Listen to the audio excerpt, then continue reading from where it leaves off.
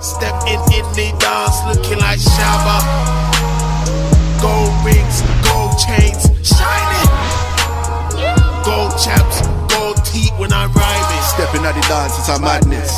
Even Shabba knew about my rankings. I'm a general, no school with it. 2-step to boom, I get bojo with it. Dancing on my section, but we share a love from a distance. Oh, hey. And anyway, guys, it's your hey, what's up? It's your boy Sam McBrain. I'm back with. Hold up. Oh, yeah. Fix. Anyway. So I'm back here with a, Rated 1 review. It's supposed to be a full Rated 1 game review. If you don't know what Rated 1 game is, it's a interactive choices game which is an immersive type game, which has a lot of things related to Life is Strange, Tell Me Why, to any other Telltale games that I also have coming uploaded for you, and also a couple more theories connected to other games that aren't really Telltale, but also I have a lot of connections to other really popular choices games like Tell Me Why, to Life is Strange. Obviously, it has a lot of connections there because Square Enix works along with another company. You have the infamous Last of Us 2 with The Walking Dead, a dope series, both of them, even though Last of Us 2, there's a lot of things I have to say with it, controversy, and which is the controversy is so ridiculous that it's predictable if you are a newcomer and you just know shows and know movies, whether it be wholesome or bloody or childish in a fun way or just unchildish or just rated R material, which is funny. So we're gonna start off with Radiant 1. So how do I feel about? I think I posted a review on this, but even if I have probably uploaded and sent it to you, which no I haven't. Okay, Radiant 1 review coming for you. I swear. Something feels wrong, guys. Yes, I'm back. So it's been happy Halloween. If you see the past clip I showed you, all the Rated 1 review here, which is here on this video. Well, this is gonna be a Rated 1 video. So I'm gonna talk about the Rated 1, an interactive choices game that connects to so many other, and I think it's the base of all choices games that are not only animated but also add in sound, an immersive soundtrack, actual interactive choices, and also a fluid gameplay in which you can control the player. It all stems off of Rated 1 having 4 chapters of 4 different stories of them all shining in their all individual episodes in the individual story. It's not a lot. They don't have long stories. They don't have highly extensive stories, but they're still impactful though in the way you do it. So we're gonna separate it into music, story, characters, choices, and other. So music, just like I said, is immersive, especially with the earphones, which I always play with my games or watch my reaction videos to. Which, if I'm being honest, most of my supernatural content has been taken down. So please, any SBN fans out there, please come to my aid, to Santa Reaper's aid, please. But anyway, immersive soundtrack, love it, especially in the quote-unquote horrifying moments. There are a couple scary moments if you play in the dark. If you are scared of the dark, I'm a big one. Anyway, you also have a couple lighthearted moments to dark moments to moody type of moments, and I'm a little off, but yeah. I'm just a little off today, but I'll just go on. So the music is just one very important part of the game, which really just puts you into the game and just makes it more immersive, and it's just one of those immersive type games that puts you into these right moments. But that's the music, immersive. The story, each and one of these stories are short. There are 4 books of the Rated 1. I didn't play the first one because the first one I played so many times that it's kind of predictable. The problem. So here's the issue with the story. The story how has predictable at times. At times it's predictable. The second one was, and the third one, so the second one, and the fourth one were not as predictable as, let's say, the first or second. The first or second, no, the first or third. The first and three were predictable. The choices were kind of stale in the story. The characters were not as predictable, and what they had, to who they were connected to what they had to overcome, were not as predictable as, let's say, some parts of one. But then when it came to the end, I was like, really? I mean, it still had an impact, a positive impact of someone's trying to overcome, to also a simple secret of also of discovering oneself, to overcoming one's anxiety, to overcoming one's fear, to overcoming one's bonds, to let go, to be a better, stronger character in the story. So, for example, the first one was about a guy who was starting to get control of his dreams in lucid type dreams, but then certain dark creatures that were a representation of his fear, which were of his little brother. So he had to go, of course, conquer that fear. So when he was much younger, his little brother scared him, with some sort of blanket that he had over him. It was a black blanket, and so those black blankets in his memory mind started to become physical creatures in his unconscious mind's dream, and that and every time he got hurt in his subconscious, in the real world, he would wake up bleeding. So in order to do that, he had to confront his fear. It was short, predictable. There weren't as many.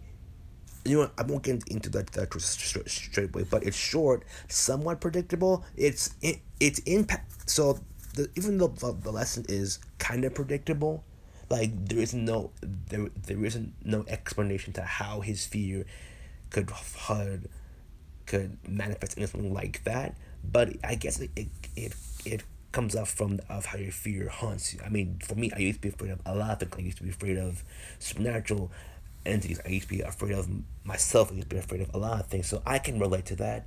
So it is impactful, but it's something that not only have I long to overcome. I'm like, it's relatable and influenced, but it's predictable in a way of a story, in which, if you're someone who wants to play the game for the story than just the game, do you want the story or do you want the lesson? The second one, the first one was the awakening. The second one was the secret. It wasn't that much of a secret. It was kind of predictable to anyone who not only has related to what this girl has gone through and overcome. So she is stuck in a mansion, she was invited to a mansion with someone she admired. She followed the owner's cat into a machine that knocks you out unconscious. And once again, we have another character whose subconscious mind's negative thoughts manifests into dark creatures. In other words, her negative side. Since she constantly suffered from work and has anxiety, it manifests into a literal creature that of her anxiety, which she had to overcome once again.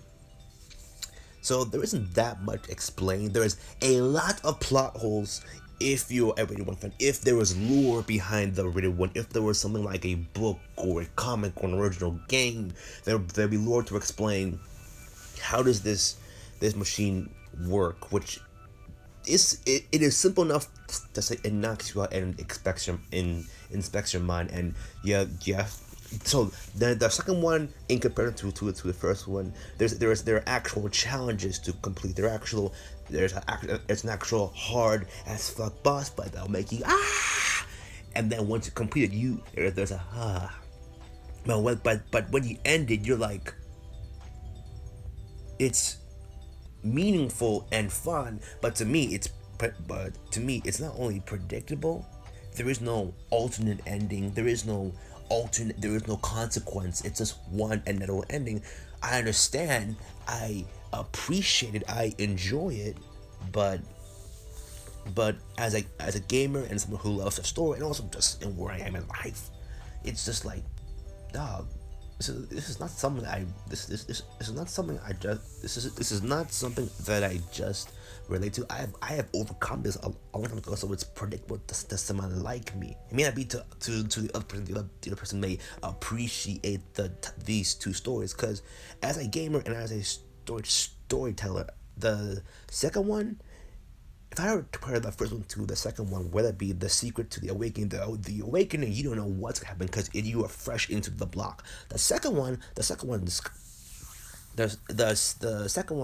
it's not as predictable as the first, but it's still predictable in a sense that, oh, once you overcome your anxiety, you can practically whatever you want, because she's a subconscious of what her mentor has already told her of who she is, of what she can be, of whatever she can be. So when it comes to the first two stories, you expect them to have abilities. They do have abilities. It's the abilities to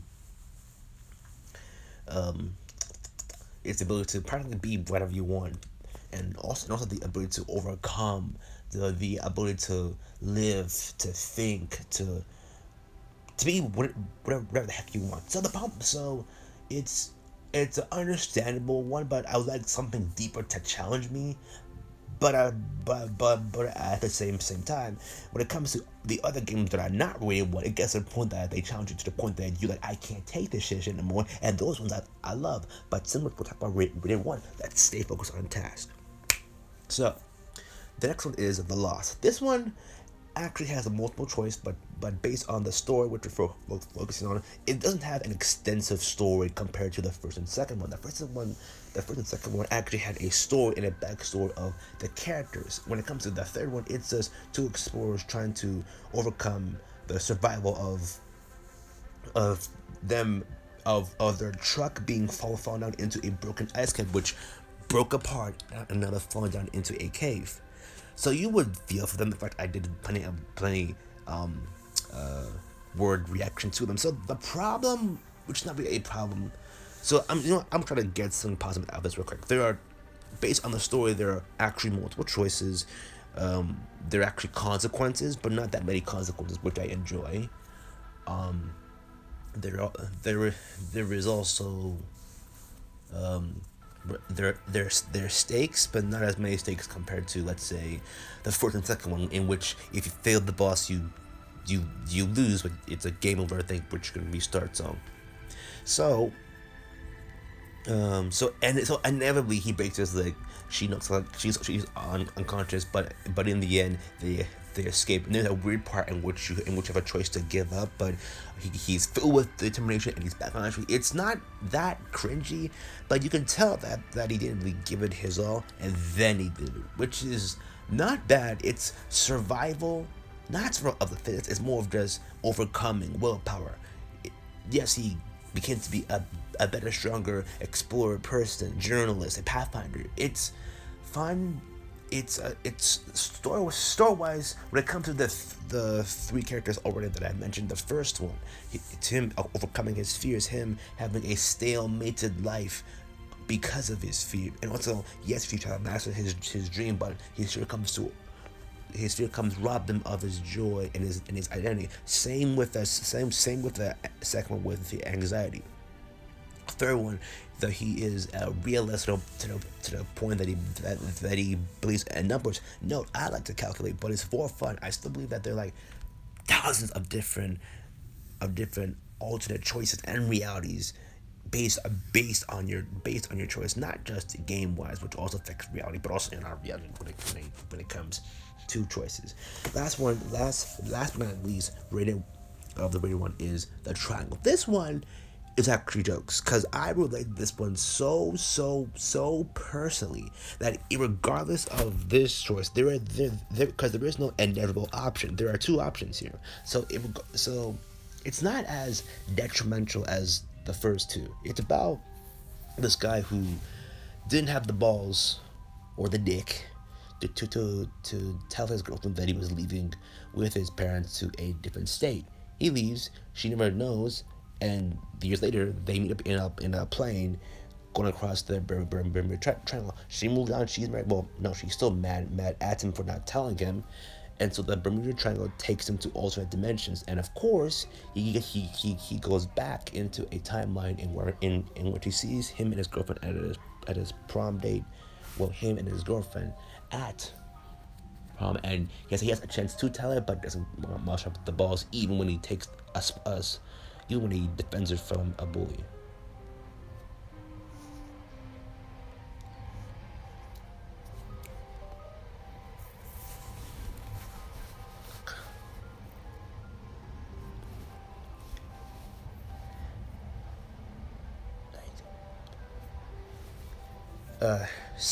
Because I just space out there. So anyway, when it comes to this story, yeah. So at the end of the so at the end of the story, you have a choice. Do you want to move on with your life, or be with the or well, renew your relationship with her? For this one, for the sake of the story, I want to see what it be like if he comes back with her. He doesn't get stronger as a person. He becomes stalemate and like, no, I want to reconnect with you. The second option, in reality, technically, I wouldn't have chose that, because the second one, because if I was in his shoes, in his own mind, with his own mental state, I would have obviously picked the second one to grow. But me, as I am now, I would have picked the first one, because I'm a strong enough individual person to be in one. But currently not one. But this is what I love the reading one. It's the base of all choices games. But so now we go into the choices and also everything else. Even though it's a short game, it does provide a more variety of choices in the fourth and third story. So there isn't really any impactful choices. The first one almost has zero choices that no one cares about or doesn't really affect the story. The second one, however, doesn't have. It has one choice that probably will affect the rest of the game. But even though I bought some coins for the sake of it and a golden membership that didn't do shit, and new stories didn't come out, I was like, fuck it, okay. The third one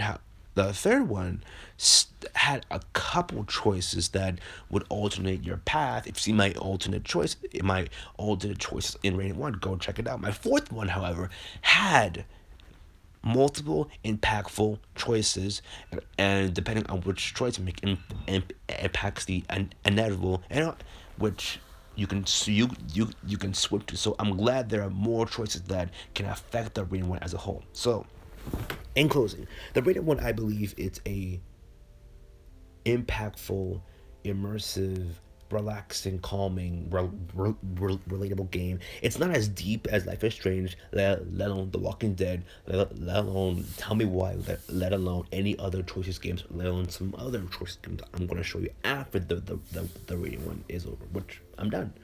So, what is the main lesson to take away from all this? Well, I believe it's Radiant 1, in which they both shine in how they both shine. One overcomes their fear, one overcomes their anxiety, another one overcomes his surviving, overcomes the why, and also overcomes himself. The other one can overcome his bond or just come back. So all in all, it's them shining in their one specific way. It's short. I wish they connected their stories in a way of them knowing one another and them being a bigger picture. But the bigger picture in the way they have it is that they both shine in their own stories, and they both are more than what they seem. But you'll never know, tactically, depending on how they interconnect the stories, if they make a rated 1, 2, or rated 2. So, which makes sense, because I'm rated 2, so it'll make sense a lot, and also as a base to the other awesome choices games I have up for you, plus like shit. But anyway, it's a boy send me tell me what other mobile app games you like me to play or would catch my interest. Peace out. LB say go na na na, go na na na, go na na go na na Remix. go na na na, go na na na. Likee